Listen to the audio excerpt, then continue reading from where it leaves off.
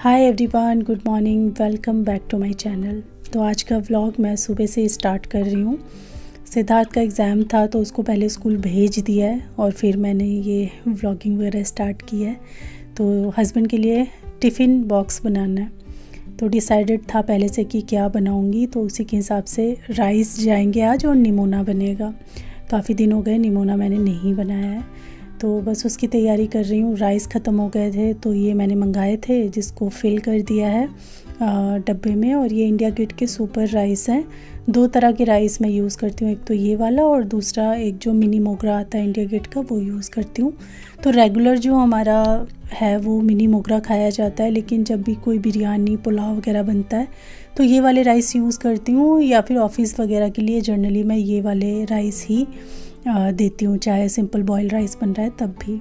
पिछले एक हफ़्ते 10 दिन से ना ये वाला राइस ख़त्म हो गया था, तो इस बीच में मैंने कई बार वो वाला राइस बना के दिया, बट मेनली ऑफ़िस में यही वाला राइस ना मैं करके देती हूँ। तो इनको फिल करके रख दिया है मैंने। और निमोना ऑलरेडी मैं बना चुकी हूँ, क्योंकि सुबह उठी थी तभी से उसकी तैयारी स्टार्ट कर दी थी। तो ये जस्ट बॉयल हो रहा है और ऑलमोस्ट डन हो चुका है। सिद्धार्थ को तो कुछ टिफ़िन के लिए लेकर नहीं जाना था और उसको सिर्फ घी नमक लगा करके उसने बोला रोटी दे दो एक, बस वही खाऊंगा और कुछ बनाओ मत, क्योंकि उसका कुछ खाने का मन नहीं था। ऐसे सुबह सुबह या तो एक ब्रेड टोस्ट खा लिया या कुछ ऐसा ही, ज़्यादा कुछ बच्चों का खा के जाने का मन नहीं होता है, तो इसीलिए वो रोटी खा के चला गया था। तो मैंने दूसरी तरफ ये अपना निमोना वगैरह का काम कर दिया था। बस अभी राइस बनाने हैं मुझे। और यहाँ पे मैं अपने लिए चढ़ा रही हूँ चाय। और प्लांट्स में ना आजकल पत्ते वत्ते बहुत झड़ रहे हैं, और जो मेरा सबसे कॉर्नर वाला प्लांट है ना, उसकी ब्रांचेस ना एकदम लटक रही थी, क्योंकि ये एकदम सॉफ्ट स्टेम वाला प्लांट है, तो इसको सपोर्ट की ज़रूरत होती है। तो एक मैंने स्टिक रखी हुई थी इसके अंदर, जिससे मैंने बिना बांधे ऐसे ही लगा के रखा था, लेकिन आज मैंने सोचा कि ये रुक ही नहीं रहा है उससे, अब इनको बांधने की ज़रूरत है, तो उसको मैंने बांध दिया है। लगे हाथ मैंने सारे जो ड्राई पत्ते हैं सारे ही पौधों के वो सब हटाए और इनको अच्छे से अरेंज कर दिया यहाँ पे।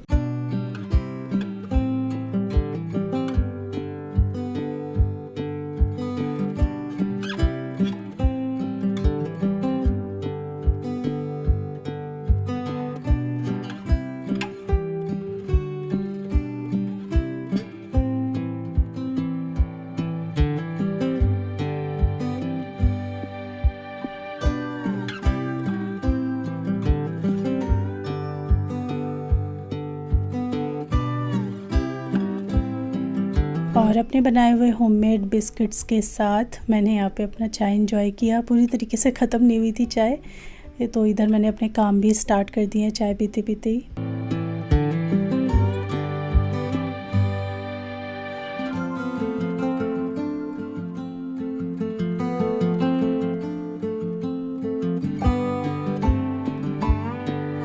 पिछले ना 2 वीक से मैंने मार्केट नहीं किया है, तो 2 वीक पहले जो मार्केट किया था ना उसमें फ्रूट्स एंड ऑल आए थे, तो तब से ना आ ही नहीं, मतलब ला ही नहीं पाए हम लोग, कहीं आ जा नहीं पाए।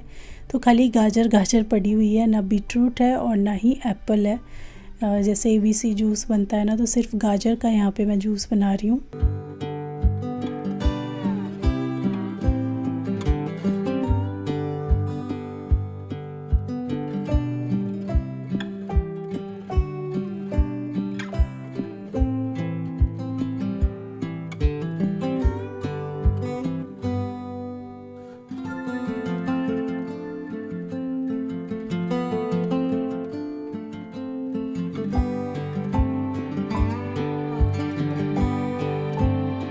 सुबह के कुछ काम ना तो एकदम बंधे हुए हैं, जो होने ही होने होते हैं। बस ये जूस बना के मैंने हस्बैंड को दे दिया था, उनका फिर टिफ़िन वगैरह पैक कर दिया और वो चले गए थे ऑफ़िस। उनके ऑफ़िस जाने के बाद फिर मैंने ना सोचा कि मैं ब्रेड, सुबह से ही सोचा हुआ था कि मैं ब्रेड बनाऊँगी, तो उसके लिए मुझे आटा लगाना था। और मुझे पूरा याद है कि मैंने मैदा मंगाया था।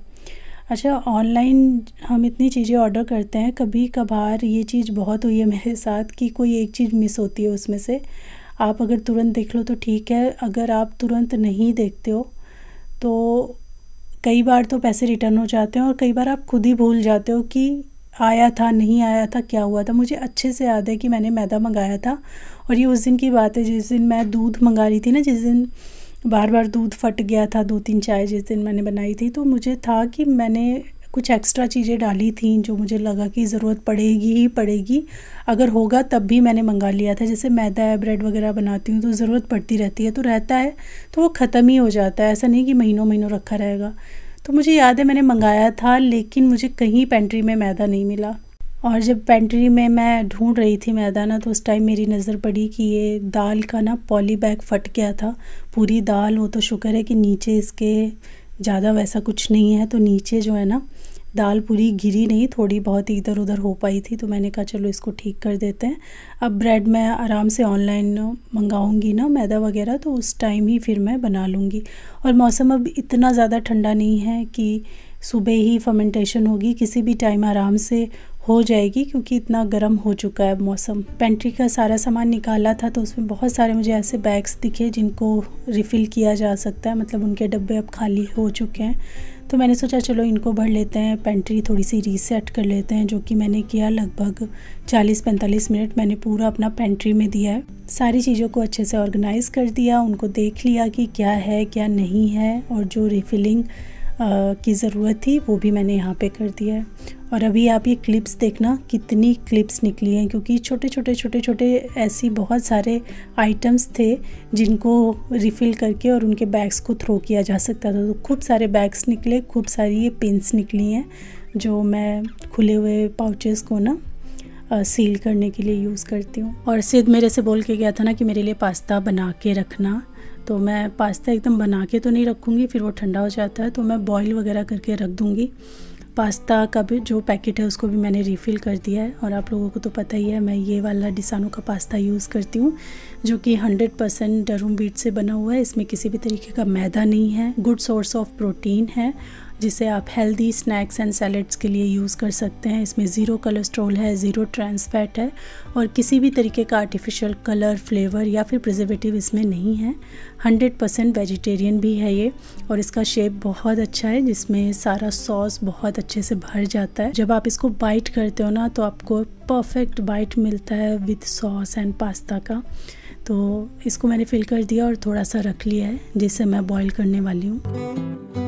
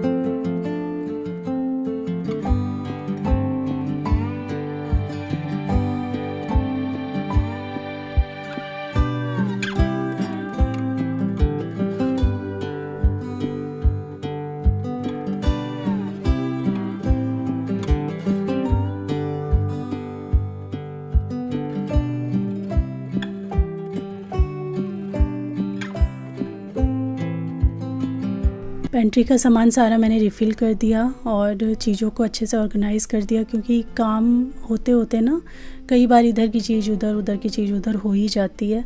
कुछ आप रखते हो और जब कोई और यूज़ करता है तब तो ज़्यादा इधर उधर हो जाती है। तो वो सब ठीक किया। देखिए कितनी सारी क्लिप्स निकली हैं, इनको इनकी जगह पे रखूँगी। और अब मैं ना पास्ता बॉईल करने जा रही हूँ।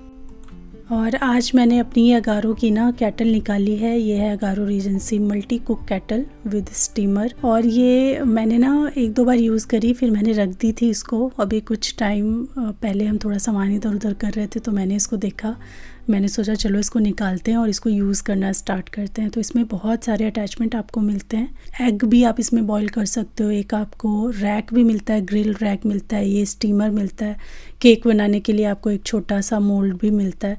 तो बहुत तरीके से आप इसको यूज़ कर सकते हो। सिर्फ पानी गर्म करने के लिए, दूध बॉईल करने के लिए, कॉफ़ी या कोई लिक्विड के लिए नहीं, बल्कि कुकिंग के लिए भी आप इसको इस्तेमाल कर सकते हो। तो आज इसको ही मैं कुकिंग के लिए इस्तेमाल करने वाली हूँ। और नीचे मैं पास्ता बॉईल करूँगी और ऊपर मैं टमाटर और थोड़े से काजू रख दूँगी स्टीम होने के लिए।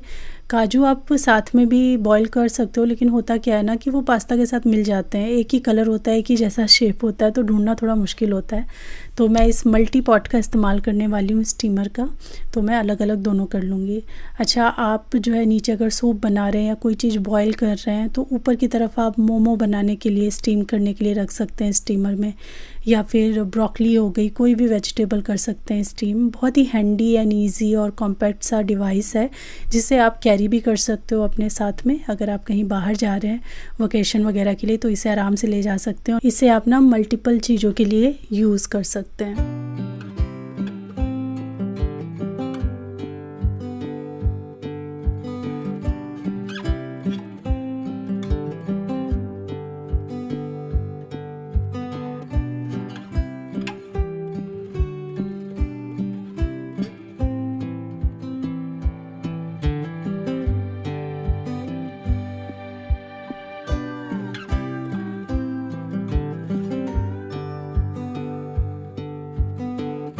ये बॉईल करके मैं रख गई थी। उसके बाद फिर मैंने नहाया, पूजा वगैरह करी और फिर मैं फटाफट सिद्धार्थ को स्कूल से पिक करने के लिए चली गई। एग्ज़ाम है तो जल्दी छुट्टी हो जाती है, बस एग्ज़ाम होके और फिर ऑफ हो जाता है स्कूल। फुल डे नहीं लगता है अब, क्योंकि फाइनल्स हैं। और फिर मैंने फ़र्दर आगे की तैयारी करी। पास्ता बॉईल था, सॉस के लिए टमाटर और काजू भी बॉईल था, तो बस फटाफट 5 से 7 मिनट में गर्मा गर्म पास्ता बन के तैयार हो गया था।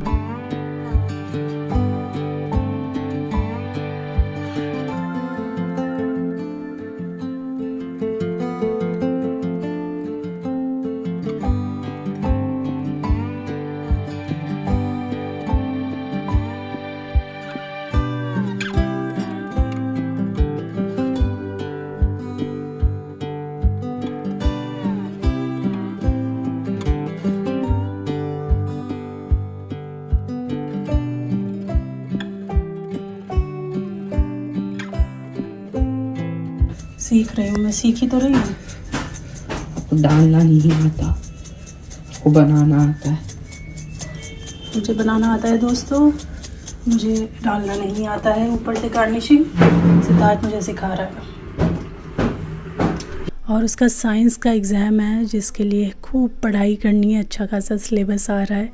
तो बस थोड़ा खा के 1 घंटा रेस्ट करके, खाते खाते ही मतलब टीवी वगैरह उसने अपना देख लिया, 1 आवर का ब्रेक ले लिया और उसके बाद फिर हम आ गए थे फिर से पढ़ने के लिए। और लर्न कर करके वो सुना रहा है। और मोबाइल में ना पीपीटीज़ वगैरह रहती हैं मेरे में, तो इसीलिए मोबाइल से ही ज़्यादा पढ़ाई हो पाती है। या तो आप उसको प्रिंट आउट वगैरह करके लाओ, बट फिर भी आप कितना प्रिंट आउट करोगे, बहुत मटेरियल रहता है, बहुत सारा। तो फिर मोबाइल से ही फिर पीपीटी देख देख के वो लर्न करता रहता है और फिर मैं सुनती रहती हूँ। तो अभी तो दिन रात यही पढ़ाई का चल रहा है। जब तक एग्ज़ाम ख़त्म नहीं हो जाते ना, तब तक मुझे लगता है पूरी फैमिली के लिए बड़ा स्ट्रेसफुल रहता है, बच्चे के लिए भी, और फैमिली भी उसी हिसाब से ढली होती है ना बच्चे के साथ में। मुझे लगता है अभी सब जगह हर घर में यही हो रहा है, यही हाल है। तो फ़ैब लास्ट तक या मार्च के फर्स्ट वीक तक मोस्टली सारे स्कूल्स के एग्ज़ाम ख़त्म ही हो जाते हैं अब।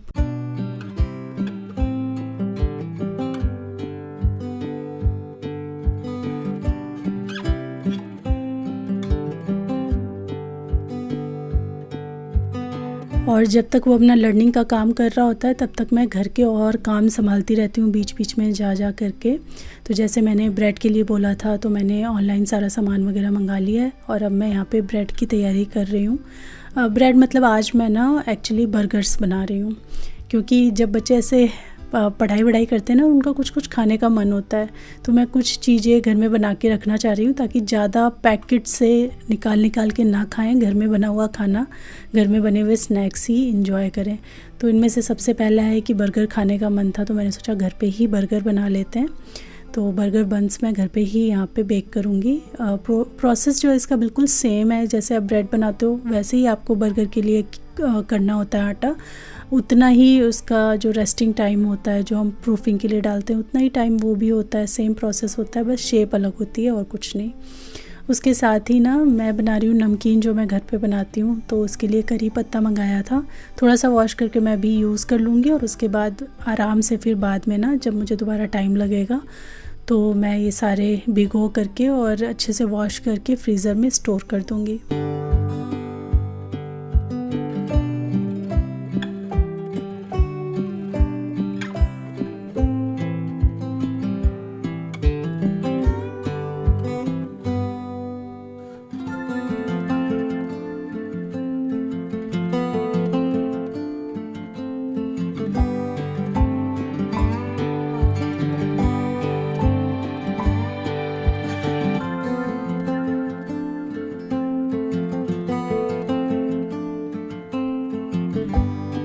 किचन में ये सब तैयारियां तो मैं कर रही हूँ, लेकिन बीच बीच में ना बड़ा गैप हो जाता है, जाना पड़ता है, मुझे सुनना पड़ता है, क्योंकि याद कर करके वो मुझे ही सुनाता है। तो वो सारा करके फिर आती हूँ, फिर गैस बंद करके फिर चली जाती हूँ। इस तरीके से मैं धीरे धीरे करके अपने काम निपटा रही हूँ। तो यहाँ पे फ्राइंग का सारा काम हो गया और फिर मैंने नमकीन भी बना दी। इसकी रेसिपी ऑलरेडी मैंने शेयर करी हुई है आप लोगों के साथ। जस्ट थोड़ा सा चेंज ये है कि मैंने इस बार थोड़ी मसालेदार चटपटी सी बनाई है, थोड़े स्पाइस मैंने ज़्यादा रखे हैं। ब्रेड का आटा भी देखिए यहाँ पे फूल गया है बहुत अच्छे से, 1.5 घंटे में ये बहुत अच्छा फर्मेंट हो गया था। अब हम सेकंड प्रूफिंग के लिए डालेंगे। तो जो भी शेप आपको बनानी है वो शेप बना के आप 45 मिनट्स और रखो, फिर ओवन में डाल दो। 165 डिग्रीज़ पे मैंने इसको 27 मिनट के लिए बेक कर लिया था। तो देखिए 4 बन के तैयार हुए हैं। ये 2 कप मैदा मैंने यूज़ किया था और ये बहुत बड़े बड़े बंस हैं, जो प्रॉपर वाले आपको बर्गर के साथ बंस मिलते हैं ना, बड़े वाले, वो बंस है, मिनी बंस नहीं है। तो अच्छे खासे 4 बंस बन के तैयार हुए हैं यहाँ पे।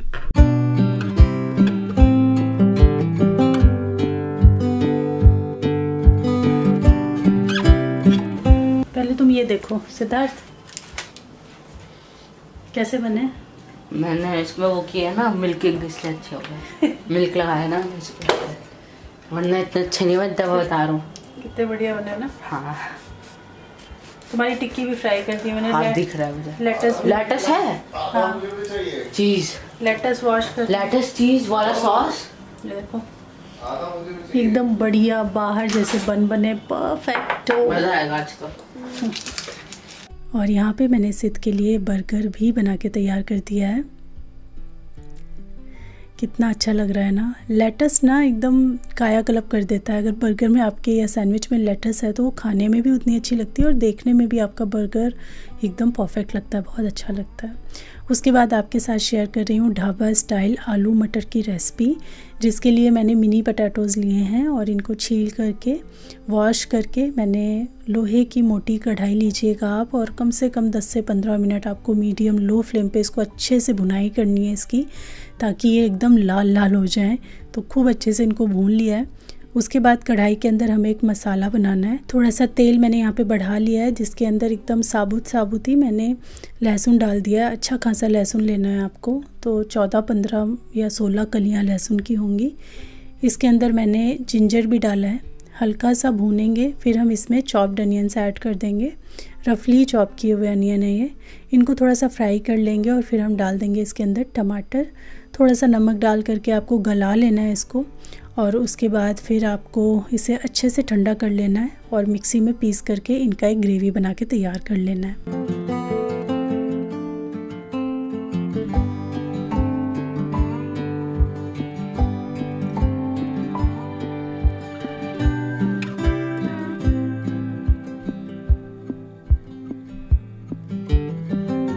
उसके बाद कढ़ाई के अंदर आप ऑयल ले लीजिए, घी ले लीजिए थोड़ा सा, 2 टेबलस्पून मैंने यहाँ पे घी लिया है। उसके बाद इसमें डालेंगे हम कुछ खड़े मसाले जैसे शाह जीरा, लौंग इलायची, बड़ी इलायची और दालचीनी। तेज पत्ता भी आप चाहें तो डाल सकते हैं, मैंने स्किप किया है यहाँ पे। थोड़ी सी हम हींग भी ऐड कर देंगे। इसको अच्छे से आपको चटका लेना है, सारे मसालों को अच्छे से फ्राई कर लेना है। उसके बाद हम इसके अंदर ऐड करेंगे सारे मसाले। और यहाँ पे ना क्लिप एक मिस हो गई, एक्चुअली मेरा कैमरा ही बंद हो गया था, बट ये जो सारे मेरे मसाला डब्बा के अंदर मसाले हैं ना, यही मैंने डाले हैं डायरेक्ट तेल में और थोड़ा सा पानी डाल दिया था, तो इस टाइप का मसाला बन गया है। मसालों में जीरा पाउडर है, हल्दी है, लाल मिर्च पाउडर है, धनिया पाउडर है, ब्लैक पेपर का पाउडर है। ये सारे मसाले जो हमारे रेगुलर होते हैं ना, वो वाले मैंने डाले हैं। इनको अच्छे से भून लिया जब तक तेल सेपरेट नहीं हो जाता। और उसके बाद फिर आपको जो हमने पेस्ट बना के रखा था प्याज, टमाटर, जिंजर गार्लिक का, वो हमने इसमें ऐड कर दिया है। इसको अब अच्छी तरीके से आपको भूनना है। और इस सब्ज़ी में ना ऊपर से डालने के लिए मैंने थोड़े से काजू सोक करके रखे थे, ज़्यादा नहीं, 6-7 काजू और थोड़े से पनीर। इसको आपको ना इस साथ में ग्राइंड करके एक वाइट सा पेस्ट बना के तैयार करना है, तो वो मैंने कर लिया है। पहले आपको अच्छे से सारी चीज़ों को पका लेना है। तो आलू डाल दिए, मटर डाल दिया इस ग्रेवी के अंदर। और फिर मुझे ना थोड़ा जल्दी जल्दी ये काम ख़त्म करना था, तो मैंने सोचा कढ़ाई में पकाऊंगी ना तो बार बार आके देखना पड़ेगा, बड़ा टाइम लग जाएगा। तो मैंने ये सारा कढ़ाई का सामान उठा के कुकर में ट्रांसफ़र कर दिया और मैंने सोचा सीटी लग जाएगी, फटाफट बन जाएगा। तो अगर आपके पास टाइम है तो आप इसको कढ़ाई में धीरे धीरे बनाते रहो, 14-15 मिनट लगेंगे, नहीं तो आप सीटी लगा लो जैसे मैंने लगाया। 2-3 सीटी लगने के बाद मैंने प्रेशर को रिलीज़ कर दिया और उसके बाद मैंने दोबारा से गैस ऑन कर दिया है और अब खुला ही आपको इसे पकाना है। और जो अब हमने वो वाइट पेस्ट बनाया था ना काजू और पनीर का, वो आप इसमें ऐड कर दो और अच्छी तरीके से इसको बॉईल कर लो। साथ ही थोड़ा सा कसूरी मेथी भी हम इसके अंदर ऐड करेंगे। और ये सब्ज़ी एक बार खा के देखना, इतनी यम लगती है, पराठा, रोटी, पूड़ी के साथ तो बहुत ही अच्छी लगेगी। आप इसको एंजॉय कीजिए, बहुत यम बनती है ये। मटर की क्वांटिटी मेरी थोड़ी कम रह गई थी, तो आप थोड़ा सा मटर की क्वांटिटी और बढ़ा लेना और एक बार ट्राई ज़रूर करना। तो बस यही था मेरा आज तक का व्लॉग। होपफुली आप लोगों को पसंद आया होगा, अच्छा लगा तो लाइक करके ज़रूर जाइएगा। मैं मिलती हूँ आपसे अपनी नेक्स्ट वीडियो में, तब तक के लिए thanks for watching, take care, bye bye.